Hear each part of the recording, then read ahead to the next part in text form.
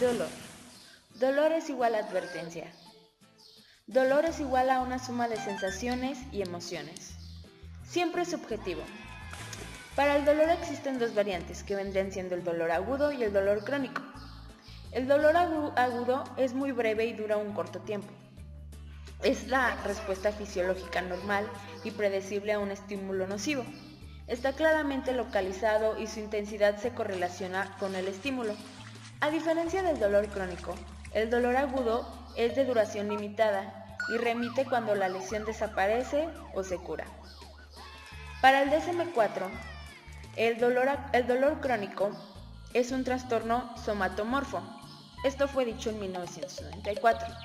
También sus variantes son que tiene que tener una duración mayor a los 6 meses, no debe haber una explicación anatómica y no secundario o depresivo por ansiedad. Por lo tanto, ya no es síntoma, ya es enfermedad. Y después, ¿qué conocemos como dolor en general? El dolor, como anteriormente lo hemos comentado, es individual y subjetivo.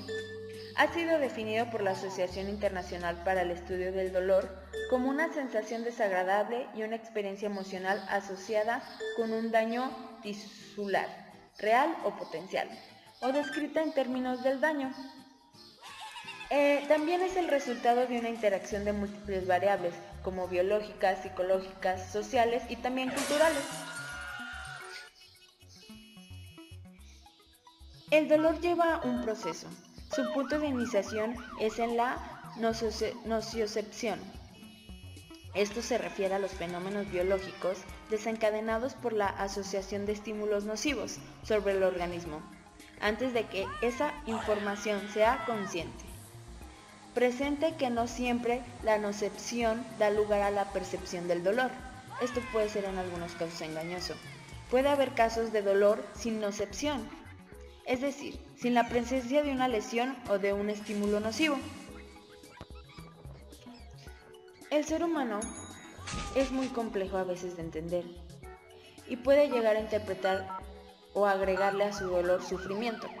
¿Qué quiere decir sufrimiento? Sufrimiento es una reacción afectiva negativa inducida por varios estados psicológicos, como dolor, miedo, ansiedad y estrés. Todos estos brotes pueden dar a una conducta de dolor que surge como consecuencia del sufrimiento. Son cosas que el paciente hace o deja de hacer cuando hay una lesión tisular, por ejemplo, gritar, llorar o solicitar una incapacidad.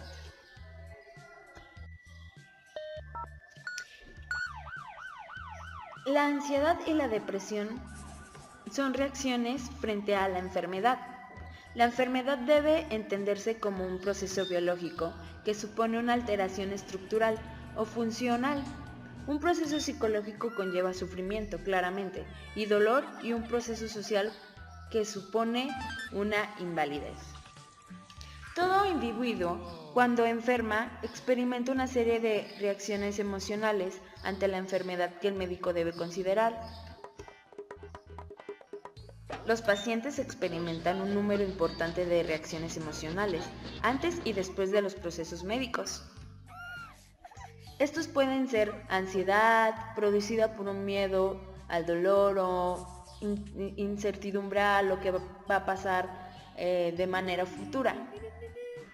Después también depresiones o problemas de adaptación, según la experiencia o los procesos que vaya a pasar dicho individuo.